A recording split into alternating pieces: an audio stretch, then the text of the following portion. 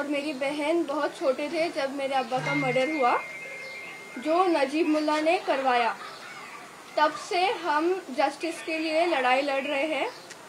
हम और हमारा परिवार बहुत से ऑफिसर्स और नेताओं से मिले, जो हमारे सीएम हैं श्री देवेंद्र फडणवीस जी, उनसे भी हम मिले थे। और तब उन्होंने हमें ये प्रॉमिस किया था कि जब मैं मिनिस्टर की पोस्ट पर आ जाऊंगा तो मैं तुम्हें जस्टिस दिलाने में हेल्प करूंगा। बट अभी तक उनकी कोई इन्वॉल्वमेंट नहीं है। हमारी उनसे रिक्वेस्ट है कि हमें जस्टिस दिलाने में हमारी हेल्प करें।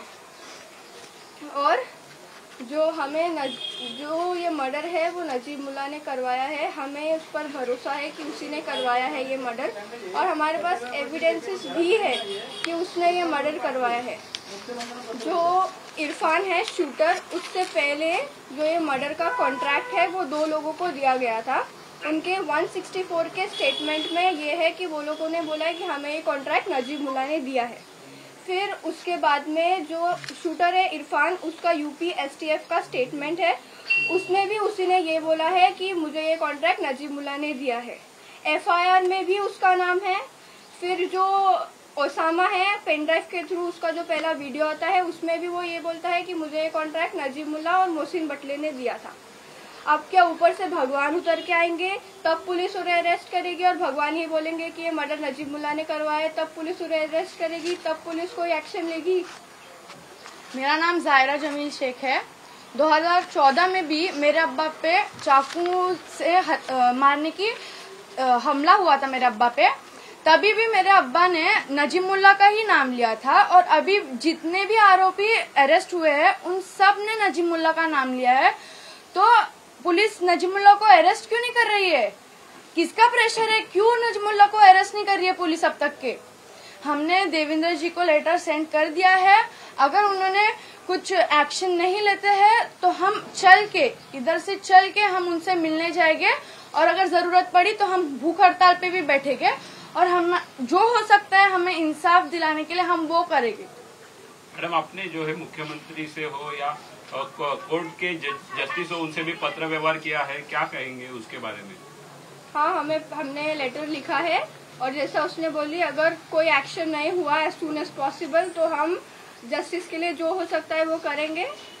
2021-22 साली देखील आपण देवेंद्र फडणवीस यांची भेट घेतलेली होती, काय तेव्हा त्यांनी सांगितलं होतं तुम्हाला? तेव्हा त्यांनी आम्हाला प्रॉमिस केले होते की जेव्हा मी मंत्री होईल तेव्हा मी तुम्हाला हेल्प करेल, पण आतापर्यंत त्यांनी काहीच केले नाहीये। जैसे कि आप देवेंद्र फडणवीस से इंसाफ की मांग करने की बात कर रहे हो, और आपका एक वीडियो सामने आया था कि जिसमें आपने नजीब मुल्ला और मोहसिन बटला का नाम जिसमें उसने बताया उसामा में, उसके बाद आपने एक और प्रेस कॉन्फ्रेंस करी थी जिसमें देवेंद्र फडणवीस के ही पार्टी के जो विधायक है निरंजन डावकरे, उनका भी नाम आया था, और भी ऐसे लोगों के नाम आए थे। उस पर क्या कहना चाहेंगे? क्या आपको लगता है कि उन्हीं की पार्टी के लोगों का भी नाम है तो क्या आपको इंसाफ उसमें मिलेगा? मिलेगा, क्यों नहीं मिलेगा। अगर इन्वेस्टिगेशन अच्छे से होगी तो हमें मिलेगा। ओके। व्हिडिओ जे व्हायरल झालेले आहेत, आरोपीने आधी नजीब मुल्ला, मोहसिन बटला यांचं नाव घेतलं, परत एक व्हिडिओ आले, आरोपीकडे 2-3 व्हिडिओ व्हायरल होतात, तुम्ही काय त्याबद्दल खुलासा कराल? देखिए, जो पहला वीडियो था तो उसमें उसने नजीब मुल्ला और मोहसिन बटले का नाम लिया था, और दूसरा वीडियो है वो जो सच को छुपाने के लिए दूसरा वीडियो बनाया गया था। वो अगर कॉमन सेंस से आप अगर देखेंगे तो आपको समझ आ जाएगी। काय आता पुढची भूमिका असणार आहे, आणि पत्रामध्ये काय नेमकं मागणी केली, काय सांगितलं त्यांना?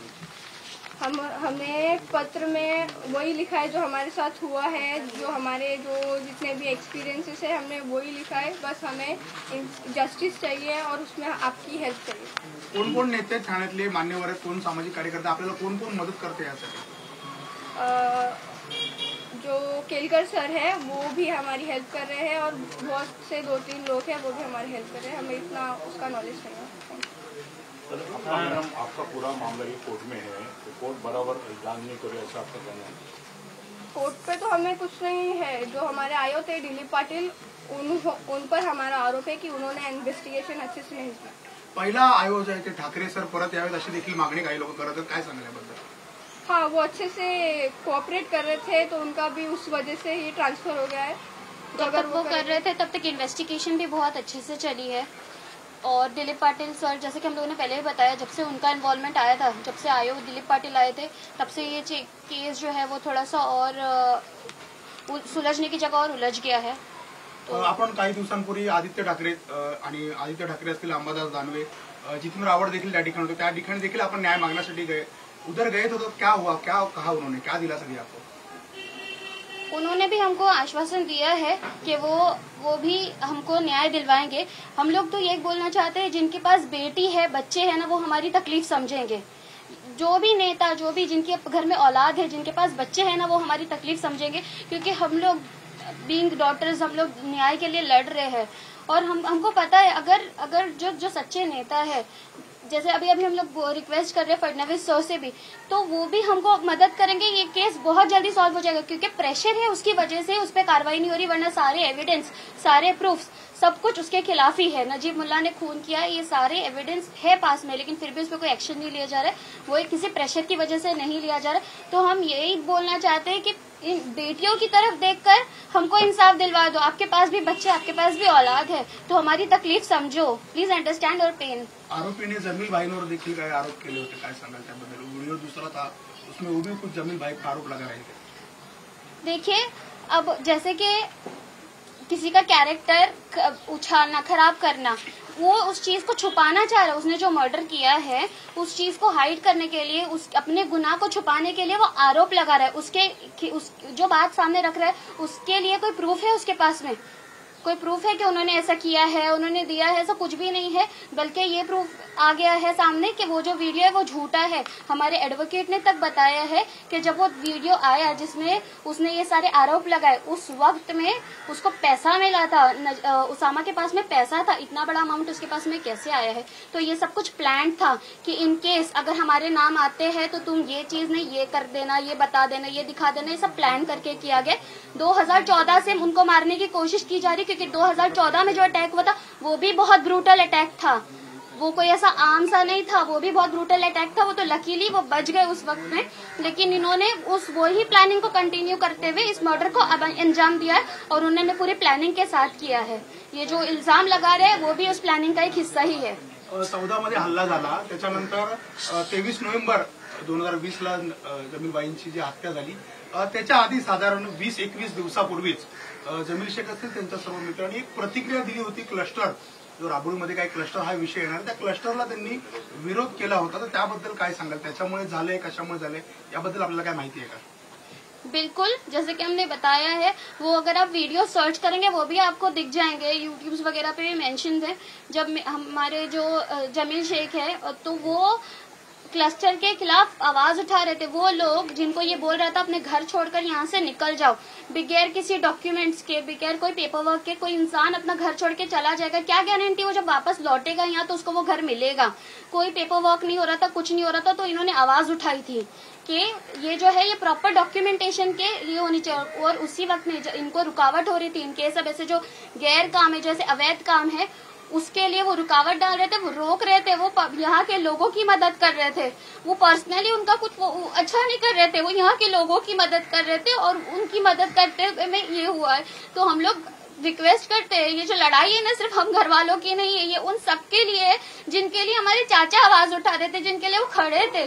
तो इन बेटियों की तरफ देखकर तो आप समझिए और हमको इंसाफ दिलवाइए. और देवेंद्र फडणवीस सर से तो मेरी पर्सनल रिक्वेस्ट है कि प्लीज इनको इंसाफ दिलवाइए, हमको इंसाफ दिलवाइए. नजीब मुल्ला का कहना है कि मेरे पास जो वीडियो है उसमें हर एक पॉलिटिकल के नाम दिए गए हैं, मात्र आपके पास जो वीडियो है उसमें अलग से नाम है. क्या कहना चाहोगे जो वीडियो के सामने जो आया, तो उनका जो नाम आगे बढ़ रहा है, लेकिन नजीब मुल्ला का कहना है कि ऐसा कुछ भी मेरे ऊपर आरोप लगा रहे, राजकीय आरोप लगा रहे.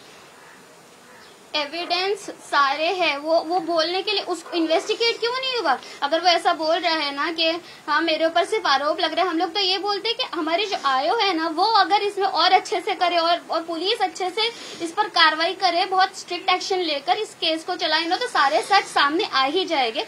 और वो सिर्फ अपने आप को बचाने के लिए बोल रहा है कि मुझ पे आरोप है, मुझ पे आरोप है. आरोप नहीं है, ये पहली बार नहीं हो रहा है. 2014 में जमील शेख ने खुद कहा था कि ये जो ब्रूटल अटैक है ये नजीब मुल्ला ने करवाया, क्योंकि उसके अलावा किसी और को तकलीफ नहीं थी. वही सारे अवैध काम कर रहा था, उसी को रोकने के लिए वो आवाज उठा रहे थे. और उसी ने ही किया है। हमको पूरा यकीन, पूरा भरोसा है, ये जो मर्डर है ये नजीब मुल्ला ने ही किया है। मनसे पक्षात जमीलभाई काम करत होते, मनसे पक्षाकडनं किंवा मनसेच्या काही वरिष्ठांकडनं आतापर्यंत काही मदत केली किंवा करणार आहेत वगैरे असं काय आपल्या कॉन्टॅक्टमध्ये कोण मनसेच आहे का? हाँ, जावेद अंकल है जो हमारे कांटेक्ट में है, उनसे हमारी बात भी होती है, वो कर रहे हैं। आगे का जो है वो हमारे घर के एल्डर्स है, वो जानते हैं। मुख्यमंत्री से कब मिलने वाले हो, क्या बताओगे? अब शुरू है, अधिवेशन शुरू है, अगला कदम क्या रहेगा, मांग? देखिए, सबसे पहले तो हम लोग ये बोलेंगे, पहले मैं आपको आंसर कर दूं, जैसे आपने कहा कि सीएम सर से जो मांग है वो तो ये है कि हमको जल्द से जल्द न्याय चाहिए। हम खुद चलकर, यहाँ घर से चलकर सर से मिलने जाएंगे। अगर वो एक्शन नहीं लेते तो हम खुद उनसे जाकर मिलेंगे और उनसे वहाँ पर्सनली जाकर, चलकर घर से अपने निकलेंगे, वहाँ जाकर उनसे रिक्वेस्ट करेंगे कि हमको इस केस में इंसाफ दिलवाए और जल्द से जल्द इंसाफ दिलवाए।